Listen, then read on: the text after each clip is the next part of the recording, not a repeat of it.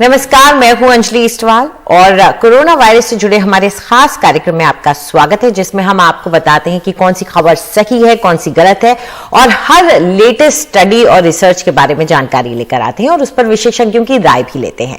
एक बड़ा विवाद जो लगातार चल रहा है वो बूस्टर डोज को लेकर है और अब आने वाली स्टडीज ओमिक्रॉन से जुड़ी हुई खासतौर पर यह कह रही है कि शायद बूस्टर डोज देना जरूरी बनता जा रहा है। ऐसे में ये मुद्दा न सिर्फ विशेषज्ञ उठा रहे हैं बल्कि राजनेताओं ने भी उसे उठाना शुरू कर दिया है। हम आपको बता दें कि कई स्टडीज ये कहती हैं कि भले ही डेल्टा से कम गंभीर बीमारी ये देता हो, लेकिन बूस्टर डोज से ज्यादा फायदा होगा क्योंकि ये ब्रेक थ्रू इन्फेक्शन करता है। ऐसे में राहुल गांधी ने भी आज ट्वीट किया। उन्होंने ये कहा है कि देश की बड़ी आबादी का अब तक टीकाकरण पूरा नहीं हुआ है। भारत सरकार बूस्टर डोज आखिर कब शुरू करने जा रही है? तो बूस्टर डोज की बात न सिर्फ विपक्षी पार्टियां कर रही हैं बल्कि कई राज्य सरकारें भी कर रही हैं और कई विशेषज्ञ भी कर रहे हैं। इस बूस्टर डोज के मुद्दे पर चर्चा करने के लिए हमारे साथ डॉक्टर अमिताभ यदुवंशी जुड़ गए हैं, जो कि PSRI अस्पताल से हैं, और डॉक्टर समीर अरबात हैं, जो कि one health care India Nagpur से हमारे साथ जुड़ गए हैं। शुक्रिया आप दोनों का हमारे साथ जुड़ने के लिए। बात बूस्टर डोज की कर रहे हैं डॉक्टर यदुवंशी, और बूस्टर डोज को लेकर जो लास्ट सबसे पुख्ता जिस स्टडी को हम कहेंगे इंपीरियल कॉलेज ऑफ लंदन से जो आई है, वो साफ कहती है कि बूस्टर डोज जरूरी है। ऐसे में अब बूस्टर डोज देना क्या शुरू कर देना चाहिए, क्योंकि डोज देने के बाद भी एंटीबॉडी बनने में भी वक्त लगता है। नहीं, बिल्कुल आपकी इस बात सही है कि बूस्टर डोज का हमें जरूर कंसिडरेशन करना चाहिए और काफी सारी स्टडीज हैं। जो एक स्टडी आपने कोट की, बाकी ब्राजील और स्कॉटलैंड से भी कुछ डाटा आया है जिसमें ये बताया जा रहा है कि 4-6 महीने बाद जो आपकी लास्ट डोज वैक्सीनेशन की होती है, स्पेशली वहां पर एस्ट्राजेनिका की, हमारे यहाँ भी मेजॉरिटी उसी की लगी है वैक्सीन, और 5-6 महीने बाद उसका जो इफेक्टिविटी है वो कम होती चली जाती है। तो बूस्टर का एक कंसिडरेशन हमेशा रहना चाहिए, जो कि जरूरी नहीं है कि हमें ओमिक्रॉन के संदर्भ में इस चीज को देखना है, क्योंकि अभी तक जो डाटा आया है उसमें ये चीज तो डेफिनेट है कि ओमिक्रॉन बहुत ज्यादा it is easy to transmit, लेकिन उतनी गंभीर बीमारी अभी नहीं हो रही है। जैसे आपने अभी चलाया कि अमेरिका में पहली मौत आज हुई है और यूके में भी थोड़े दिन पहले पहली मौत हुई थी, पर ऑलमोस्ट 60-70% जो संक्रमण अभी हो रहा है अमेरिका में वो ओमिक्रॉन का हो रहा है। तो that itself kind of suggest कि शायद इतनी ज्यादा गंभीर बीमारी नहीं है, बट उसका मतलब ये नहीं है कि हमें अपने एफर्ट्स को कम करना है, क्योंकि पिछली साल भी आपको याद होगा दिसंबर जनवरी में हम लोग थोड़े से लापरवाह हो गए थे और उसके कारण जब डेल्टा वेव आई तो हमारे देश में और सब जगह पूरे विश्व में बहुत परेशानी हुई थी। तो हमें अपना गार्ड बिल्कुल डाउन नहीं करना है। बूस्टर डोज डेफिनेटली एक ऑप्शन है जो हमें लेना चाहिए, स्पेशली हेल्थ केयर वर्कर्स को, क्योंकि हम लोगों को जो पहले दौर में ही वैक्सीनेशन लगी थी तो जनरली सबको फरवरी-मार्च तक सेकेंड डोज लग गई थी। तो हमारे health care workers, health care front line workers जो है, जिनको शुरुआत में वैक्सीन लगी थी, और अब अगर मान लो कोई भी नया वेरिएंट भी आता है तो हम लोग फिर से एक फ्रंट लाइन में रहेंगे, तो शायद हम लोगों के लिए बूस्टर का प्रावधान करना चाहिए। जी बिल्कुल, जो काम कर रहे हैं अस्पतालों में और साथ में जिनको दूसरी ऐसी गंभीर बीमारी है जिससे उनकी प्रतिरोधक क्षमता पर असर पड़ता है, उनके लिए बूस्टर अहम हो जाता है। लेकिन डॉक्टर समीर, WHO लगातार ये कहता रहा कि बूस्टर डोज को लेकर के अच्छा डेटा ऐसा कुछ दिख नहीं रहा है। साथ में वो ये भी कहता रहा कि अगर आप बूस्टर डोज दे रहे हैं, अमीर देश दे रहे हैं या हमारे जैसे वो देश जो कि वैक्सीन प्रोड्यूस करते हैं वो दे रहे हैं, तो गरीब देशों का क्या होगा? ऐसे में बूस्टर डोज का विवाद सिर्फ एक मेडिकल मुद्दा नहीं रह जाता, एक एथिकल मुद्दा भी हो जाता है। बूस्टर डोज को लेकर बहस है।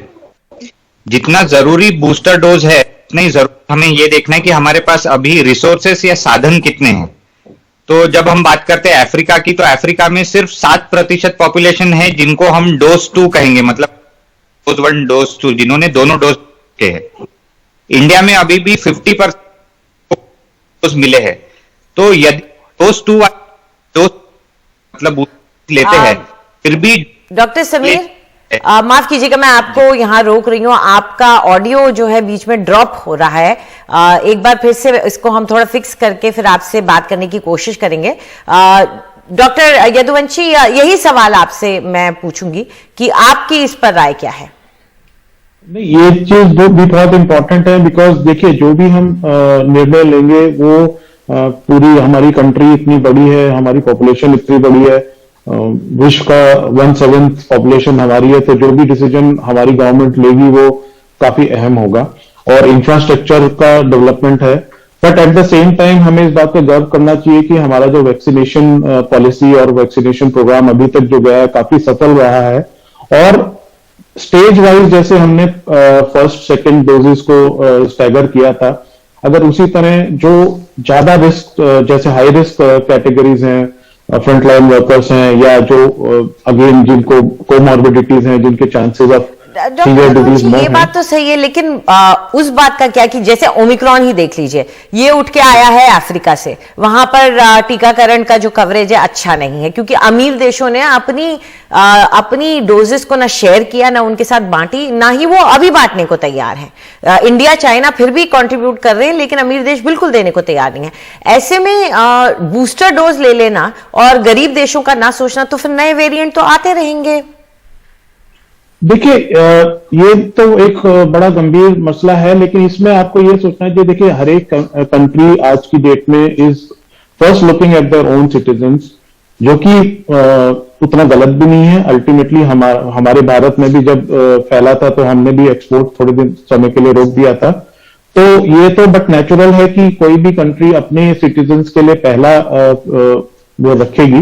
ये बात भी सही है कि बूस्टर डोज की जरूरत कितनी है इस पे अभी विवाद है।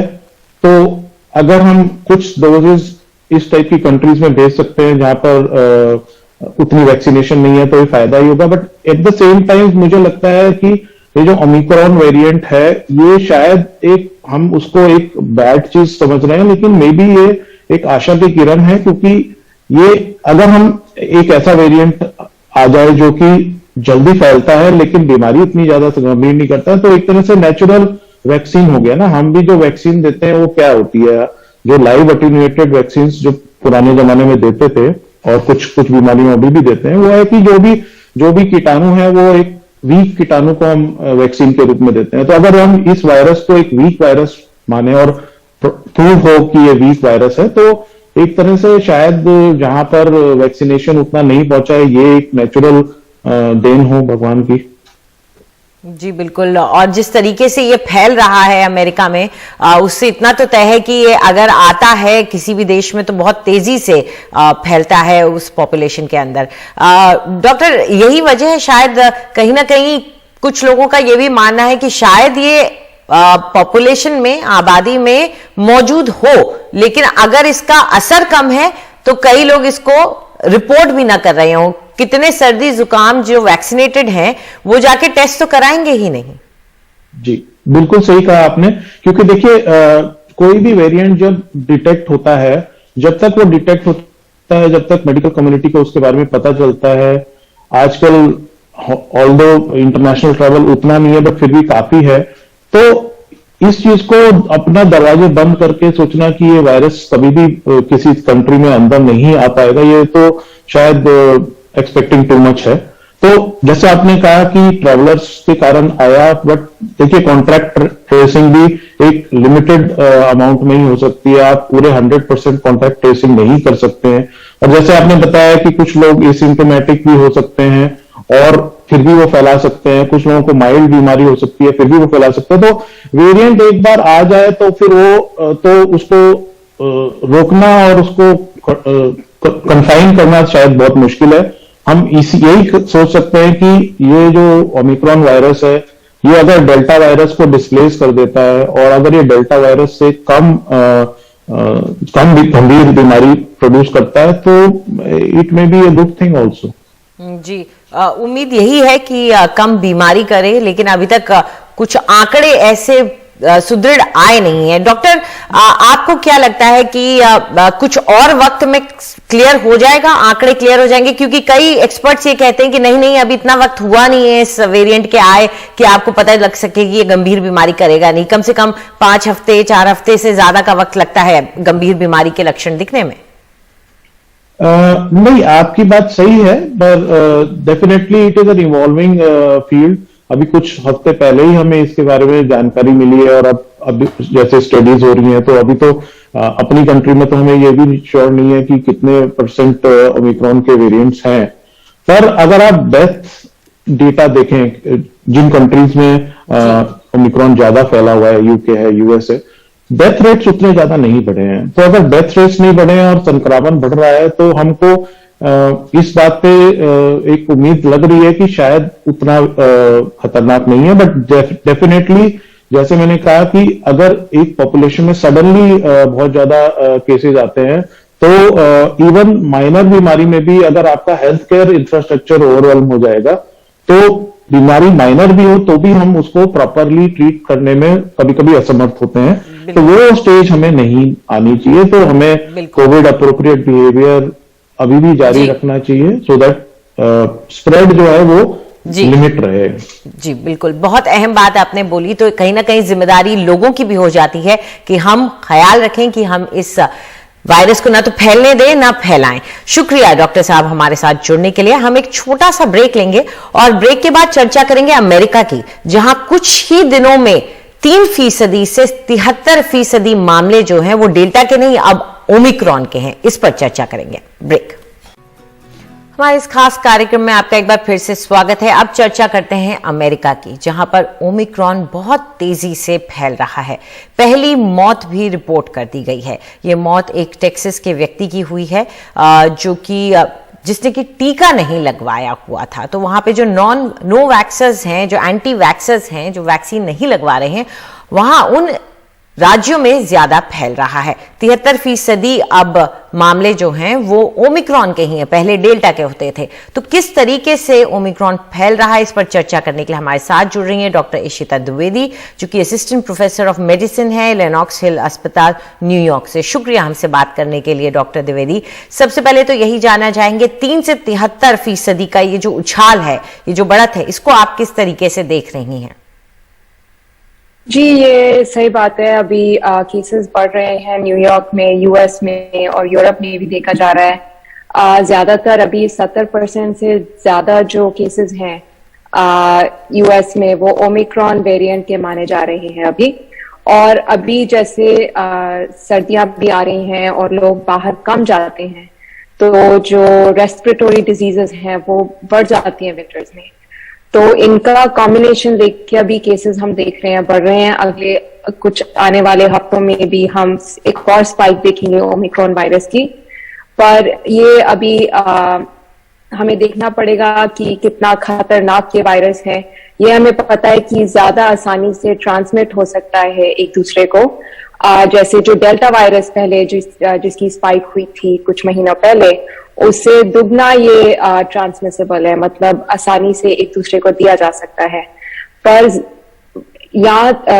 अगर ये गंभीर इन्फेक्शन पैदा करता है और अगर ये वैक्सीन्स के सामने इफेक्टिव है कि नहीं, तो ये अभी जानकारी हमें और पता करनी पड़ेगी। जी बिल्कुल।